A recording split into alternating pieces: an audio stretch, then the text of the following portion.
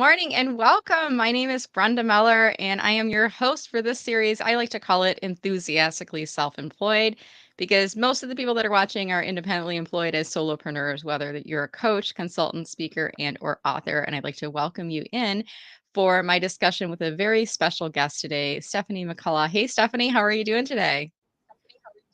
Good, Brenda. I'm excited to be here with you.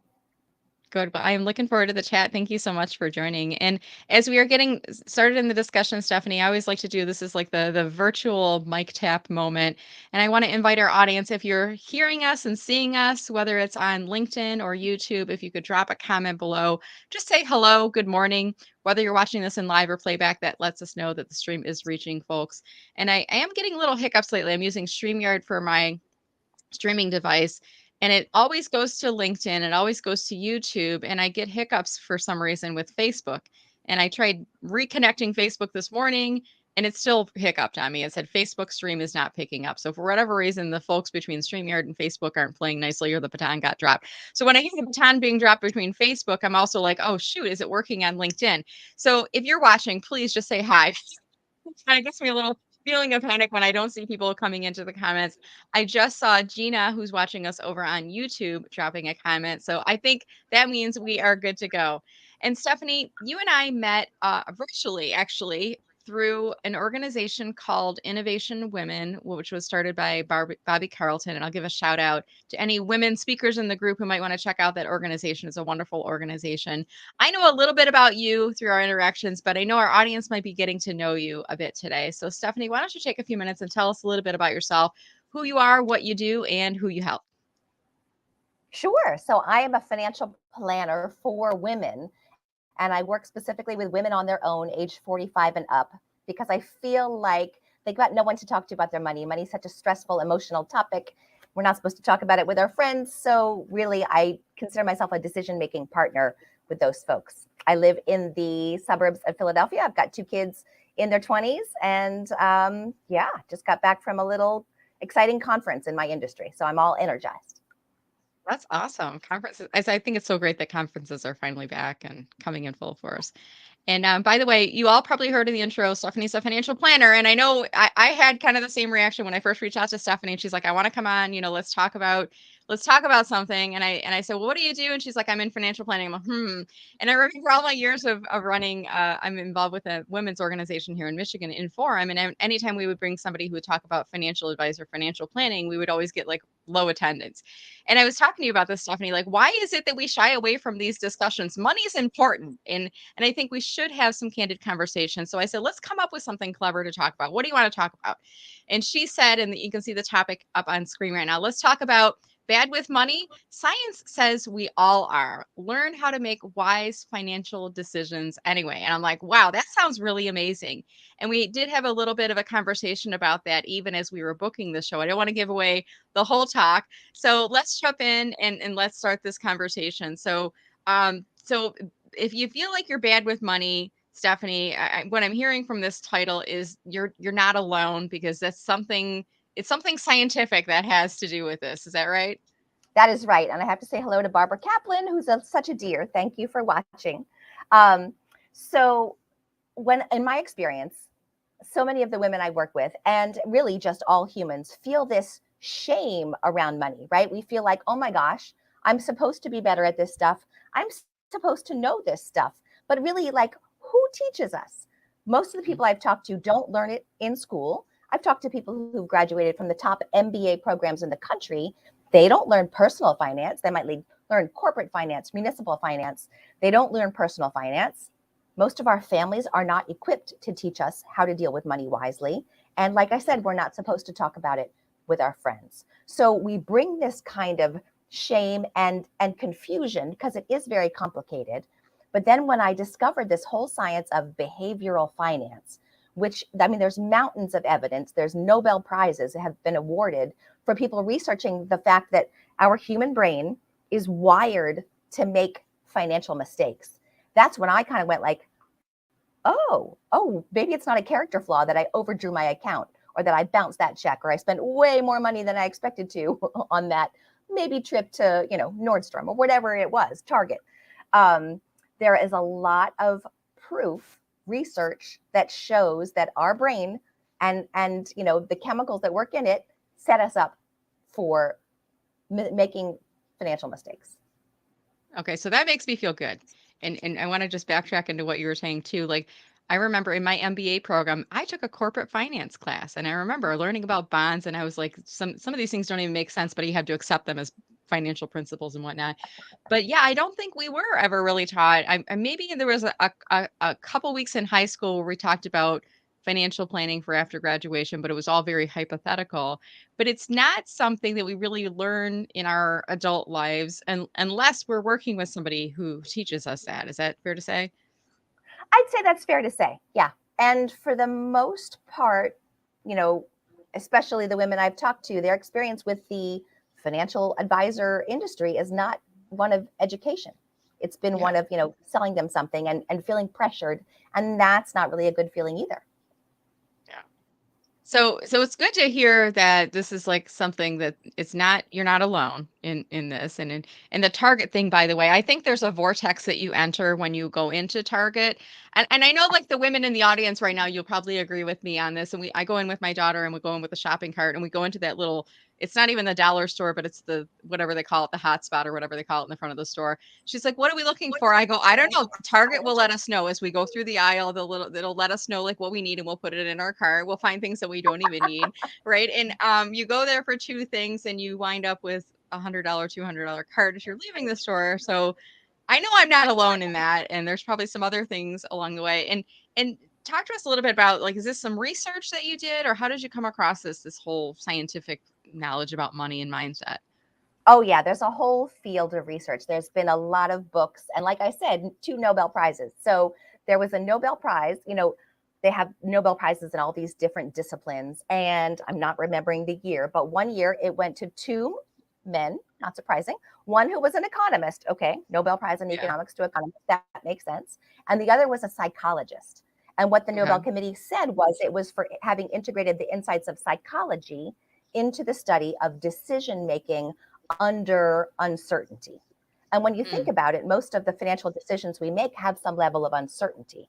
So sure. the psychologists came along and like tapped the economists on the shoulder and they're like, "Hey, economists, you always say that human beings are perfectly rational when they're making financial decisions. And we psychologists have noticed that human beings aren't perfectly rational in any other area of life. So why Hmm. would they be perfectly rational with money? And money is so tied up with all these very intimate parts of our lives, right? Security Yeah. and relationships and our future, our careers, right? Our feelings of self worth. Why would Hmm. that not also be emotional? Yeah. So what do they say about that? I mean, is that something they agreed with or? I think some economists were kind of like, leave us alone. We're happy with our spreadsheets. And others were like, oh, yeah, this maybe brings to light some of the reasons why our models don't always work. So I heard years ago, there's this great guy from, I think he's at UC Davis, a professor named Meyer Statman, and he spoke at my conference. I was so excited. I geeked out over it. But he talked about how the things that we buy, right? So your Target trip, or Right. buying a new car, whatever it might be, they have 3 levels of value. So there's the utilitarian value, right? Like my shoes will help me walk across the driveway and not step on a stone, the utilitarian value. But they also have emotional value, right? How do my shoes make me feel? So Right. years ago, when I bought this pair of red pumps that maybe was above my budget, or maybe I wasn't even looking to buy shoes that day, but they made me feel really hot and really like strong, like a Yeah. strong woman. Yeah. But then there's also the expressive value. So it's what Hmm. I think my shoes say about me to you. So Right. what am I expressing out in the world, right? If there was no expressive value to things, there would be no fashion. There would be only different size cars. There wouldn't be different style and different price levels. So that was a really interesting insight that, when you're purchasing something, am I buying it just for utilitarian? Am I buying it for emotional? Am I also buying it for expressive? And there's nothing wrong with that. But my whole interest in talking about this science about money is just to bring more self awareness and more intentionality to what we do with our dollars.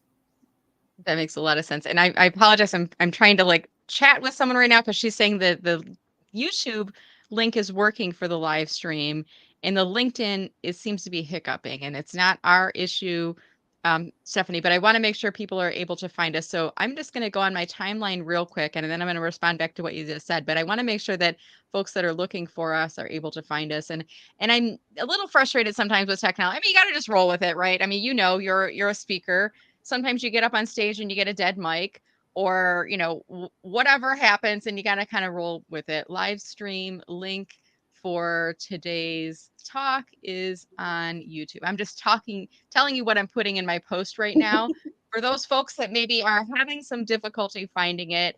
And I do apologize. Sometimes we just have these technical issues that we have to work with, but I've always learned that as a speaker and as a presenter, you want to make sure that your guests are able to find you. You can hear the mic is working, the sounds are working.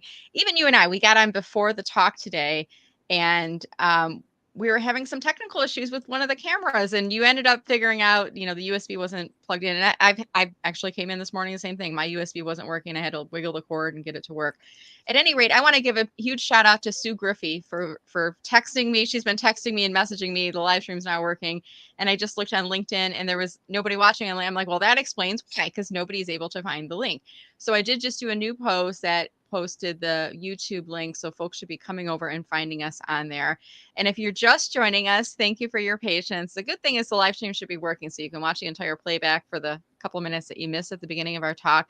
But I'm here today with Stephanie McCullough, and we're talking today about being bad with money and the fact that science says that we all are. And Stephanie's going to teach us some techniques to learn how to make wise financial decisions anyway.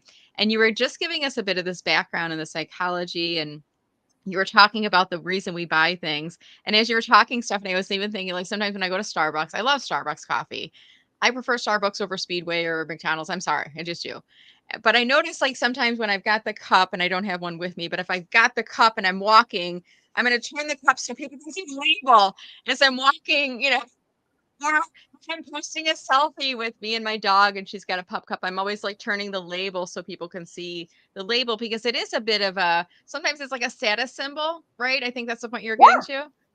Yeah. Yeah, totally. Right. What does it say about me to everyone else? And believe me, the marketers and the merchandisers, they know this stuff. They know the psychology of it. So if we learn some of the psychology of it too, we can at least be a little bit more on even terms in this whole kind of money game that's out there. I mean, we're tossed into the financial world after college, after whatever part, right? When you start getting a job and you make money, and no one teaches us how to do this. We've got to figure out how to take those dollars that we're given in exchange for our time and our talents and our energy, and then use it to get the things that we need, the things that we want, not just today, but also in the future, which is really difficult, because one of the things they've shown is that the human brain has two different parts that think about a reward in the present moment versus a reward in the future, right? They do those MRIs where they hook the brain up to all the electrodes, and then they ask questions and they see what parts of your brain light up. So if I'm considering having a piece of chocolate cake with my colleague's birthday versus losing 5 pounds or 15 pounds or whatever it is, right? It's really hard to do that delayed gratification, because there's two different parts of the brain, and the one that's stronger is the one that considers a reward in the present moment. The immediate. And my brain would probably say pie with coffee. I'd probably like, oh, I really want a slice of pie with There you coffee. go. Or I have a Right? little bit of a flabby middle that's starting. Maybe I should go work out instead and try to firm. No, I'm gonna have a pie with coffee. That immediate gratification. It's so overpowering sometimes in the moment. Yes. And Stephanie, there are folks that are watching. There are people who are self-employed, and maybe they're just getting started on their path to growing their business. Maybe they're already well into the thick of it. And we hear so many statistics about how many businesses cross, past that 5-year mark. And I think a lot of it is because of some of the financial decisions that we make. And maybe there's some things that we could do differently earlier on in the start of our business, or even during those first few years, that can help us to be more successful. Do you have any thoughts there? Any tips for us? Oh, just a couple. Yes, I do. So one of the things that the behavioral finance researchers have, they've categorized these biases. They call them biases. It's really kind of like shortcuts that we take in our thinking that aren't perfectly logical. And one of them is called anchoring. So we tend to anchor on a number. So, for example, like if I bought my house for a certain amount and then the housing prices have gone down, I'm anchored on that amount I paid for the house. I don't want to sell it for less than that, even if it makes no sense in the current market. Where this trips up a lot of entrepreneurs, in my opinion, is in pricing their services, right? Mm. Underpricing is epidemic among the women that I've talked to who are out there putting themselves out, trying to sell, whether it's services or products. And often we get anchored on some kind of number that we'd heard. And we thought, oh, well, I can't possibly charge more than X, even if X has no relation to, what is going on in the world. I have a client who's a therapist and she's expert at what does. She's been doing it for 30 years. And she discovered that a newly minted therapist just out of school set up shop down the road and he was charging more than she was, like $50 more an hour. But Wow. she was kind of anchored on this. Well, I can't raise it more than that, right? Without kind of taking that emotional part out and doing the objective research to figure out what the right pricing might be. So I think Yeah. pricing is one thing that self-employed folks can get tripped up by. Have you So seen how do that we, I mean, too? how do we, and I hear what you're saying. It's a little bit of a disconnect in the brain. Like, I don't think I can, and I'll just throw out a number. I can't charge $200 an hour. Yeah. Gosh, that sounds like a lot. I'll just charge $50 an hour. Yeah. And maybe it's even the whole approach of hourly rate versus packages and, there are other types of approaches in there too. But how do we get over that? I mean, do you think do we need to validate, do some research, see what the market rates are before setting our rates, or how do we get over it? Because that's like I think that's a mental hurdle for Yeah. us, right? Totally, Mhm. right? All these things are mental hurdles. I think part of it is giving yourself some grace, right? Being like, okay, don't beat yourself up for this. If someone says, oh, you're charging too little, right? Like, well, there's a reason. And it's a, kind of self-protection mechanism that's out there. The other thing I think that helps a lot with a lot of these things is find some people to talk to. Find a Okay. money buddy, find someone in your industry, find a group where you can share openly and without fear of judgment about your struggles, right? And you can compare notes. At this conference I was just at, I was having dinner with a bunch of women financial planners, all right? And we talked about pricing and we talked about all kind of parts of our business. That is so comforting because we find out, oh, we're not alone in these Right. struggles. We find out kind of best practices or what other people have tried. It really is very helpful, but it can be hard because we don't feel comfortable sharing the things that we think we're worried about or maybe we feel a little ashamed of or a little bit uncertain about. That imposter syndrome pops up, so it's hard to share openly. So if you can find that non-judgmental support group, I think that's a huge step in the right direction. I think that's such a great piece of advice. And whether it's an accountability partner or, like you said, going to a conference and surrounding yourself with a community, sometimes we feel like we don't want to talk to our competition. I like to call them co-opetition. I heard that word from Terry Bean. I didn't make it up. I'd like to take credit, give him at least credit for hearing that. But sometimes we don't want to share with our direct competitors, what our rates are. But I like the thought of going to a conference because these are people from across the world, across the nation, wherever you're going from, and you can kind of say, well, I'm in New York and here's what I charge. Well, I'm in Milwaukee and here's what I charge. I'm in Detroit Metro and here's what I charge. And you can kind of get together, put your heads together on it. And sometimes you might even share what your rate is. And everyone says, well, that's too low. You should be charging a lot more. And you're hearing this from your industry peers and you're Yeah, getting, I think that helps with the mental validation, right? When you're hearing it from others. totally. And you want to find a supportive group, right? Like there's a virtual group I belong to in my industry that feels safe. The people who founded it have set it up in a way that it's very collaborative, it's very open, and I don't feel like I'm going to be judged if I toss an issue out in the online forum or if I call someone up and say, hey, can you talk to me for 15 minutes about this? I'm really struggling. So that's nice, but you want to be in an environment where you feel comfortable and like you won't be judged. Because if we, the little turtle, if he sticks his head out and gets Yeah. yelled at, you're going to pull back in Goes right and back it's going in. to be a Yeah, long I time, can visualize that. Yeah. right? So you're Yeah. so great advice about making money, if you're self-employed and sometimes charging the rates. What about spending money? Because this is an issue I hear a lot of people they struggle with. And in the beginning of their business, there's kind of two schools of thoughts. One is I'm going to invest Yeah. and build up my business and get a really fancy logo and a brand kit and hire a coach and pay somebody to do my website and pay somebody to do my headshot and like do all this stuff. And they incur a lot of debt. in the beginning. And then there's the other school of thought, which is I'm going to be super, super thrifty and not spend any money, and I'm going to do it all myself. What are your thoughts on that as it relates to making good financial decisions for our Oh, businesses? it's really hard. I mean, I want to just say that this is not easy when you're starting up, for sure. One of the things to go back to, and I can't take credit for this either, right? I've heard it from several coaches and kind of thinkers in the area that say, like, go back to what was the purpose of this business? What did you start it for? Was it for your own financial stability and to control your own destiny and to have a secure future? And if that's true, then I, as a financial planner, am going to push back a little bit on reinvesting everything into the business, right? Well, we want you to be secure too. We want you to be able to pay your bills, live the life you want to live, but also put some away for those months when maybe a client, drops off or somebody hasn't paid you for a while, right? Because your revenue is going to have those ups and downs. So you need to have a bit of a cash reserve to pay the bills when, Mhm. the money hasn't come in for a little bit.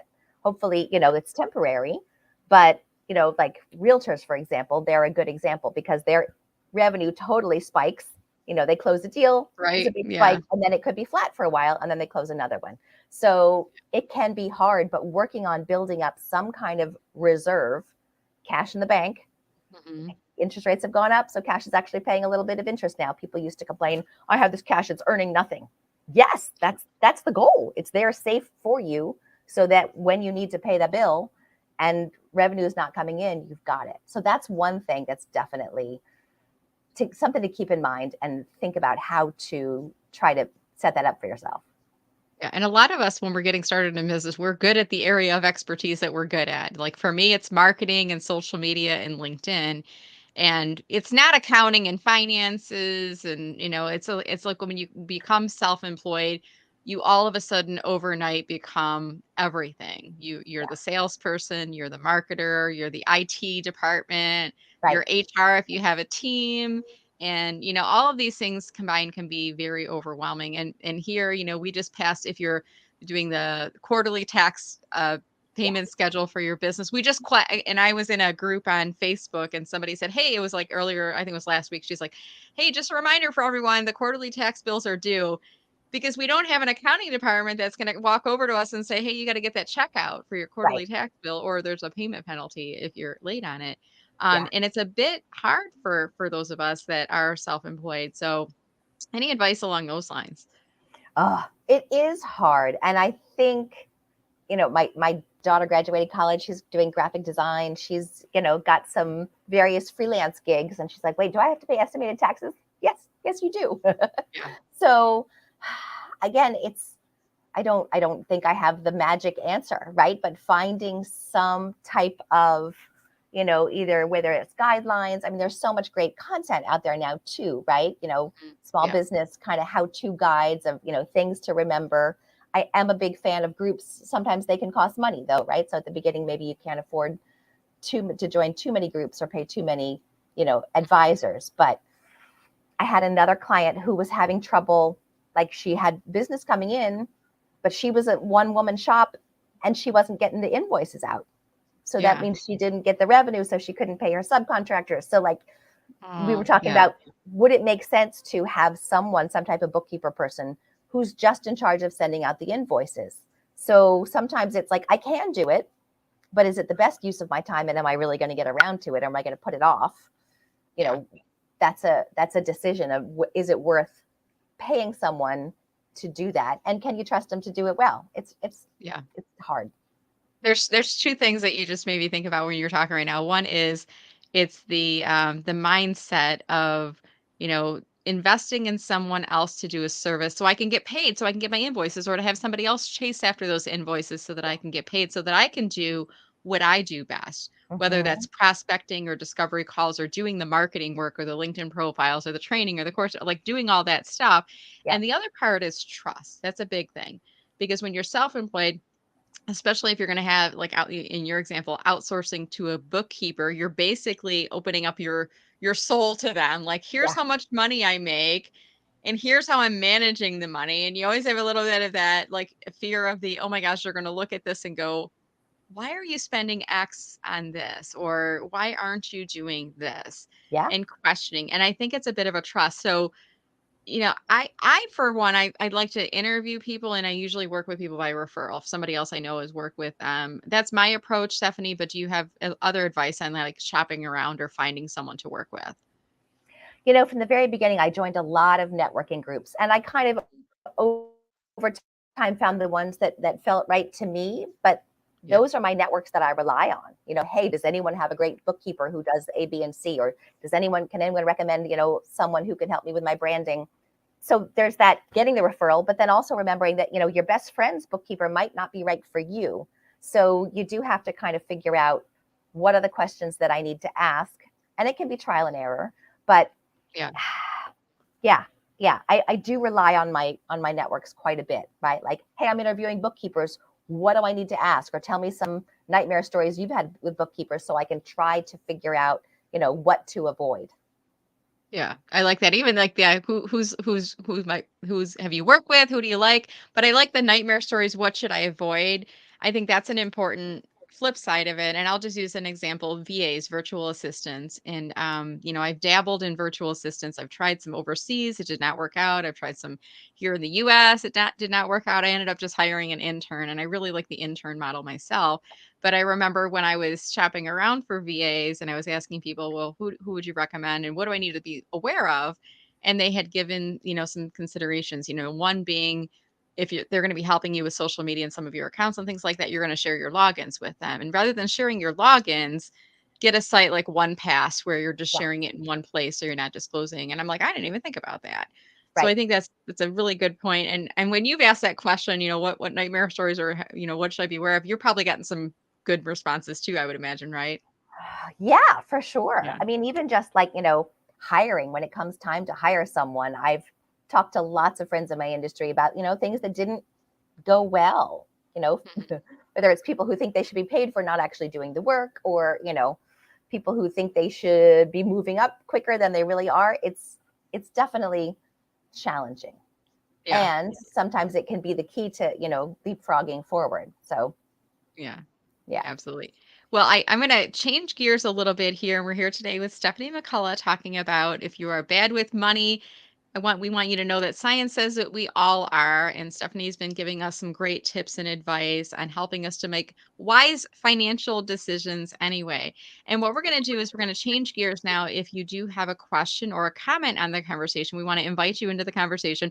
And Stephanie, I know like when we talk about finances, it kind of feels icky and it's a bit like revealing and we feel like we're making ourselves vulnerable. So I'm going to suggest for our audience, if you have a question, use the I have a friend technique. I have a friend who is wondering about, or I was talking to my friend this weekend and he was asking me about, so use the I have a friend technique, or I have someone from my networking. Use that because then maybe it's not making you feel quite as vulnerable with this as you could be. And as we are waiting for some of those questions to come in, I'm just going to give a couple of I have a friend scenario questions about some of my friends in my network, wink wink, that maybe had some questions. And Stephanie, since you work in financial planning, you're helping people to kind of manage their money, manage their expenses, manage their income, things like that are coming in. And I know you're self-employed as well. So probably in the course of your business, you may have had some instances where you've had to chase after clients to get paid. So here's my question. I have a friend who has had some situations where the client hasn't paid their invoice in a timely manner and they don't have a bookkeeper. So it's them who's chasing after the money. Any advice for those folks on how to keep it professional and upbeat, but Oh, also get paid faster? yeah, it's difficult. I mean, I'm not one who likes uncomfortable conversations or confrontation at all. So I think it's good to kind of go back to rely on, like, if there was an agreement that was signed that said they Yeah. were going to pay X by certain date, in exchange for that, going back to the agreement. I think putting it in writing is important so that you can go back and say, hey, you have that paper trail. Um, and then at a certain point, I mean, if you're doing ongoing work, right, you can cut them off. I certainly know people who kind of have that, feel kind of soft hearted about it and be like, oh, but I know they're struggling too. And I really want to keep helping. but you need to be sustainable as a business. You're not going to be able to Right. help your clients if you're going to go out of business yourself. So there needs to be a little bit of, kind of cold heartedness about just saying, hey, this is a business transaction. Even if you're in a helping profession, it is a business transaction. It's an exchange of value. And, if in the end, tracking down the money is just not your favorite thing, can you find, your brother-in-law who's good at writing stern emails? I was going to say nasty, stern Yeah. messages, right? Like someone who can like make it sound a little bit more extreme Yeah. to try to, scare them into doing what they said they were going to do. That's the thing. Like Yeah. they It's a little agreed to pay tricky. you. Yeah. Yeah. You need to get paid. I always, say, when you're self-employed, you don't have a paycheck coming in. You only get paid when your clients pay you. And I want folks, Yeah. if they're listening right now, maybe you're not self-employed, but maybe you're doing business with individuals who are self-employed. When they send you an invoice, pay them. And it sometimes means the difference in their life because their income fluctuates so much. So when you pay faster, those are my favorite clients. I don't know about you, Stephanie, but those are Oh my yeah. favorite clients, the ones that pay on time or even in advance. Speaking of wording strongly emails or trying to, get an email in that place.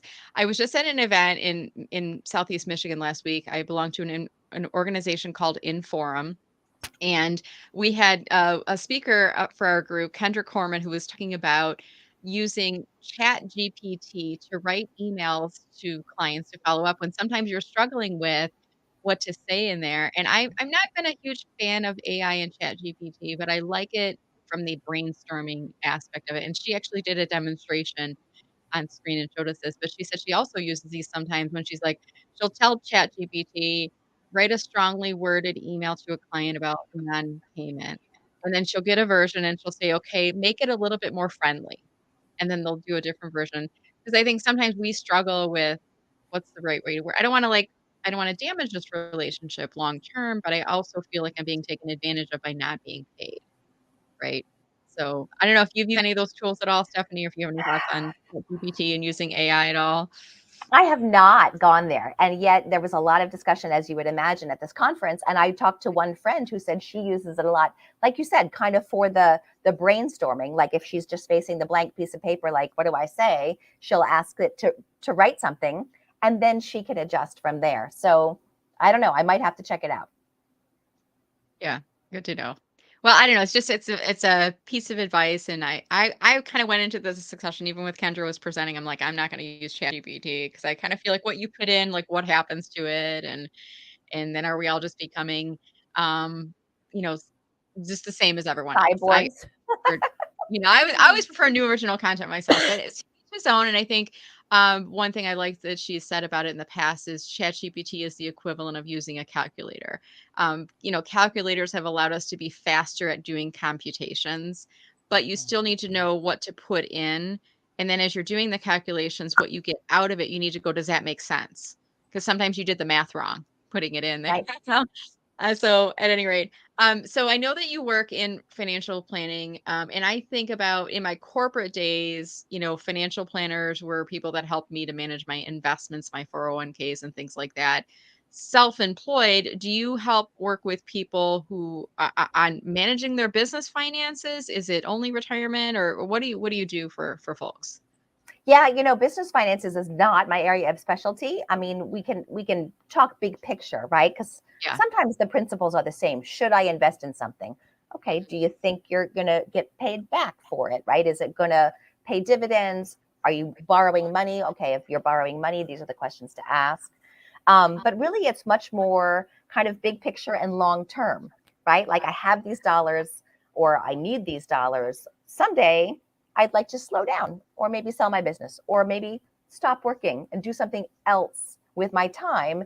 So, sure. how do I make sure that I will be okay no matter what comes along? Right. So, it is often that future focused. Even if we don't know exactly what the future is going to bring, how do I try to use my resources to set myself up so that I will be okay in the future? Right. So, you mentioned retirement, right? Putting money aside for retirement. There are different types of plans and accounts for self-employed folks. Understanding, you know, okay, how much can I put in and how much should I put in given my current situation? right? I Yeah. talked to a client a couple weeks ago. She's putting money aside in her savings account, and we hope she'll be able to put it in her retirement plan for 2023. But Mhm. we're not sure exactly, right? She's got a couple contracts that haven't signed yet. So if it's not looking so good, she'll be able to use that cash for her needs. If it is looking good by the time it's the deadline to make the retirement plan contributions, then we can put some into the retirement plan. So often it's that, kind of just decision making support on the, yes, where should I put my dollars now? But how do I balance the now versus future as well? Yeah, and that's an important thing that you talked about earlier, and we learned from you today that our brain actually has 2 areas. One is the now, the immediate gratification, the Starbucks, right, that you can get in your hand this morning, or it's the long term when you can retire and living out your life. But I mean, that long term, it doesn't feel like that immediate gratification. And I think it's probably a blend of both because you do want to enjoy your life because you never know when Totally. the last day you're going to be on this earth, and you want to have enjoyed a Starbucks or two if Yes. you wish in that time. But also, what if you live to be 100, and do you want Yeah. to be able to be comfortable and still enjoying your life at that point? I think that's a good point too.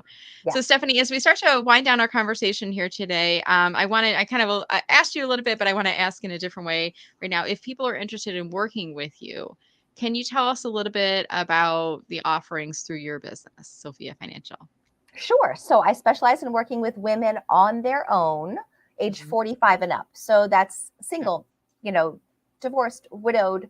I certainly work with some couples as well, but really it's, you know, either I have a one time session, which is just a kind of a consultation, which is I've got a couple burning questions. So can we dig in and get some direction?